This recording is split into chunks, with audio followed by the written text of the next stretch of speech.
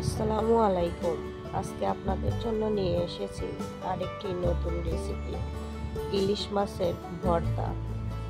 ইলিশ মাছে অনেক কাঁটা থাকে, তবে এই ভর্তায় কোনো রকমের কাঁটা থাকবে না। একদম ইলিশ মাছের কাঁটা ছাড়া ভর্তার একটি রেসিপি। এটা খেতে অনেক মজা। প্রথমে আমি একটি ইলিশ মাছ দিয়েছি স্বাদ মতো লবণ আর হলুদ গুঁড়ো দিয়ে ভালোভাবে মাছটি মেখে নিন।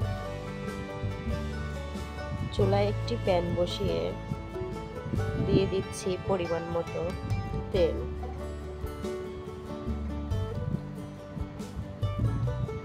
তেলটি গরম হলে ছেড়ে দেব মেখে রাখা ইলিশ মাছের পিসটি।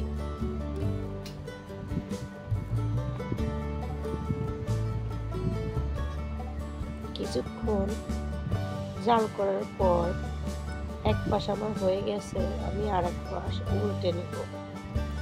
ঠান্ডার জন্য আমার গলা বসে গেছে, কথা বলতে সমস্যা হচ্ছে।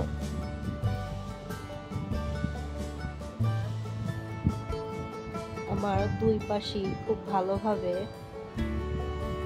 ভেজে নেওয়া হয়ে গেছে। আমি মাছটি এখন উঠিয়ে নিব। প্যানে থাকা তেলে দিয়ে দিব কিছু কুচানো পেঁয়াজ কুচি। দেখুন, আমি অনেকটা পেঁয়াজ কুচি নিয়েছি, আপনারা যে যার মেজারমেন্ট অনুযায়ী নেবেন।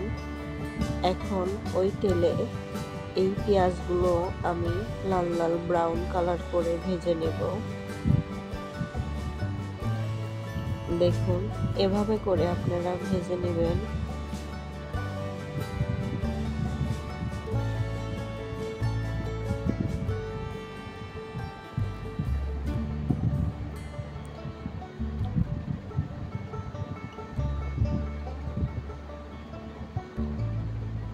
কাঁটা ছাড়া ইলিশ মাছ ভর্তা ভাবলেই অবাক লাগে।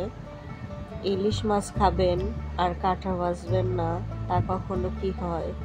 তবে এই ভর্তাটি কোনো রকমের কাঁটা থাকবে না, সব কাঁটা খুব সহজেই বেছে নিতে পারবেন।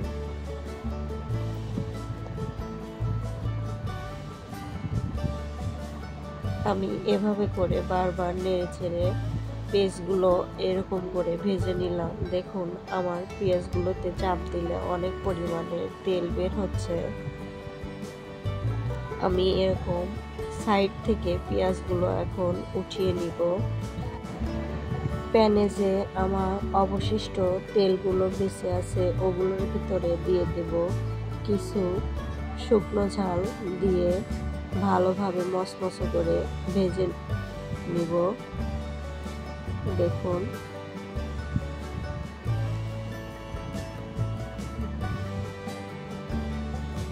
আপনারা ইলিশ মাছের এই রেসিপিটি বাসায় ট্রাই করে দেখবেন, খুবই মজা।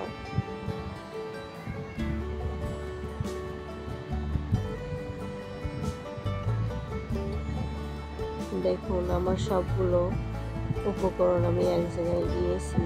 এখন আমি ইলিশ মাছের কাঁটাগুলো বেছে নেব। এভাবে আপনারা ইলিশ মাছের কাঁটা বেছে নেবেন। দেখুন, খুব সহজেই কাঁটাগুলো বাছা যাচ্ছে।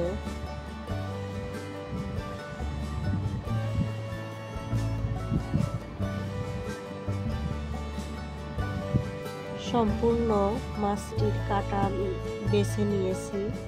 এবার মরিচগুলোর বটা ফেলে নিব। নিয়ে আমার যতটুকু পর্যন্ত ঝাল লাগবে আমি ততটুকু মরিচ নিব। এখন নিব স্বাদ মতো লবণ। আপনারাও যে যার স্বাদ মতো ঝাল লবণ নিয়ে ভালোভাবে তিনটি উপকরণ একসাথে এভাবে মিক্সড করে নেবেন। এখানে একটাও কাঁটা থাকবে না। দেখুন, আমি এভাবে করে চটকে নিচ্ছি বা মেখে নিচ্ছি।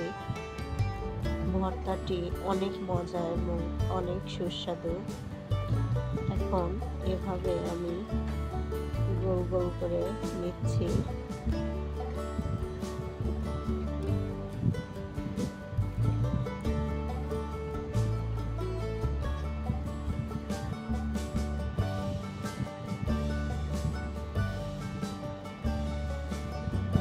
এখন যে প্যানটিতে আমার ইলিশ মাছ ভাজা, পেঁয়াজ ভাজা তেল ছিল, ওইটাই আমি উপর দিয়ে দিলাম।